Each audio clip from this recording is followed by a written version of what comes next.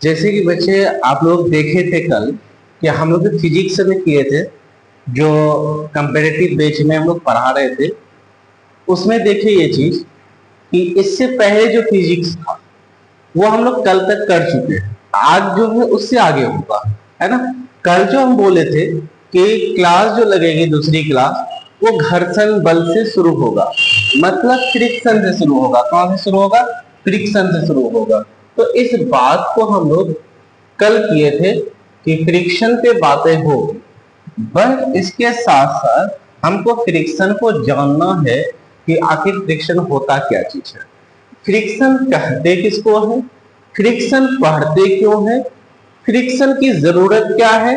मतलब घर्षण की बात कर रहे हैं सारे, घर्षण पढ़ते क्यों है और घर्षण पढ़ने की जरूरत क्या होती है, और घर्षण से हमको क्या बेनिफिट होती है, लाभ होती है, और घर्षण से हमको क्या नुकसान भी होती है। तो बच्चे ये सब चीजें हमको जानना जरूरी है। अगर फ्रिक्शन, जिसको घर्षण कहते हैं, इसको अगर हम अपने भाषा में एक्सप्लेन करने की कोशिश करें, किसको बच्चे? घर्षण को अगर अपने भाषा में एक्सप्लेन करना चाहे, मतलब फोर्स के अकॉर्डिंग अगर एक्सप्लेन करना चाहे, तो हम लोग सीधे कह सकते हैं नेगेटिव फोर्स को ही हम लोग क्या कहते हैं? फ्रिक्शन कहते हैं। क्या होता है बच्चे? नेगेटिव फ्रिक्शन ही होता है। मीन्स अगर बल का वैल्यू ऋणात्मक में आ जाए, यानी बल अगर ऋणात्मक हो जाए, क्या हो जाए बच्चे? ये शॉर्ट में है, ऋणात्मक हो जाए, बल अगर ऋणात्मक हो जाए तो हम उसको घर्षण बल कहते हैं। ठीक है, ये तो हो गया कि अकॉर्डिंग टू फोर्स। अब यहाँ पे बात ये होती है कि घर्षण होता क्या चीज है एक्चुअल में, कि जब कोई वस्तु चलता है और उसके अलावा उस पे और एक बल लगता है जो हमारे गति को अपोज करता है, यानी उल्टी दिशा में। फ्रिक्शन हमेशा, घर्षण हमेशा जो होता है वो हमेशा उल्टा दिशा में काम करता है। तो फ्रिक्शन जो होता है, friction opposite direction of force भी है। फ्रिक्शन क्या है? वो अपोजिट डायरेक्शन ऑफ फोर्स भी है।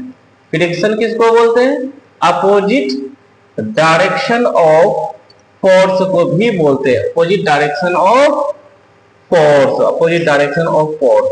तो ये छोटा छोटा डिफिनेशन हम कलेक्ट कर रहे हैं। अब यहां पे देखिए, अगर कोई ऑब्जेक्ट, मान के चलिए कि ये आपकी एक जगह है और एक गाड़ी है यहां से जो जा रही है, ठीक है, फॉरवर्ड डायरेक्शन में जा रही है, इस डायरेक्शन में, ये तो जा रही है इधर, बट एक फोर्स ऐसा भी लगता है कि आगे की तरफ लगता है, और इसी ऑब्जेक्ट के द्वारा, जो पहिया के द्वारा जो लग रहा है यहाँ पे फोर्स, वो जो होता है अपोजिट डायरेक्शन में फोर्स लगता है। तो ये जो हो गया मेरा फोर्स हो गया, और अपोजिट डायरेक्शन में लगने वाले फोर्स को हम लोग क्या कहते हैं बच्चे? फ्रिक्शन कहते हैं, मतलब घर्षण के नाम से जानते हैं। आप लोगों को समझ में आ गया होगा कि सिंपल बात है कि जो फ्रिक्शन होता है वो फोर्स के अपोजिट डायरेक्शन में काम करता है।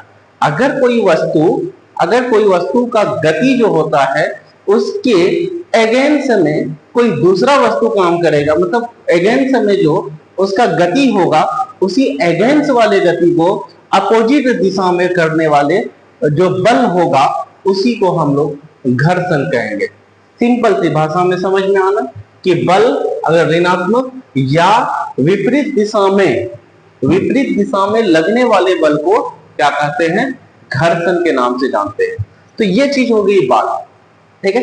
अब घर्षण जो है बोले कि क्या है? फोर्स ही है, फोर्स का अपोजिट डायरेक्शन। तो बच्चे ये बात ध्यान रखना है, अगर इसका ऐसा आई यूनिट पूछे जिसको हम लोग मात्रक कहते हैं, वो क्या हो जाएगा? न्यूटन ही होगा। क्या होगा? न्यूटन ही होगा। क्या होगा? न्यूटन ही होगा। अगर अदर यूनिट की बात करते हैं तो अदर यूनिट जो होगा बच्चे वो क्या हो जाएगा? जैसे हम लोग F बराबर ma पढ़ते थे, बस फ्रिक्शन में क्या हो जाएगा बच्चे? F इक्वल्स माइनस ma हो जाएगा। तो देखिए कि दूसरा यूनिट जो लिए थे kg मीटर पर सेकेंड स्क्वायर, तो फ्रिक्शन का भी ऐसा यूनिट यही होगा, kg मीटर पर सेकेंड स्क्वायर। बहुत ही आप आसान तरीके से सीख सकते हैं। जैसे बच्चे आप लोग जानते हैं कि यहाँ जो पढ़ाया जा रहा है वो एक 12 में एसआई के लिए अभी बैच जो स्टार्ट होने वाले हैं 6 अक्टूबर से, उसके लिए काम किया जा रहा है। ठीक है, उसके लिए काम किया जाए जो दरोगा का है, क्योंकि उसमें जो क्वेश्चन आएगा, जो भी क्वेश्चन आएगा, ठीक है, वो उसी लेवल का ही पढ़ाया जाएगा। तो आप ऑनलाइन और ऑफलाइन दोनों देख सकते हैं। तो ये सिंपल क्या था बच्चे, फ्रिक्शन था, घर्षण था, इस पे हम लोग काम किए। देखिए यहाँ पे लिखा क्या है, घर्षण वह बल है जो चलने वाली, जो प्रयास करने वाली दूसरी वस्तु की गति के विरोध करता है। मतलब सीधे बात क्या है, किसी वस्तु के विरोध करता है चलने में। ठीक है, ये बात ध्यान में रखना है। एक बहुत इंपॉर्टेंट बात है कि अब देखिए कि एक जो घर्षण होता है और एक क्या होता है, बल होता है। तो घर्षण और बल जो है, यानी फ्रिक्शन और जो बल है, ये दोनों सेम वस्तु पे कार्य करता है। एक ही साथ, प्रत्येक वस्तु पे एक ही साथ काम करता है, सेम वस्तु पे ही कार्य करता है। मतलब एक ही वस्तु पे दोनों जो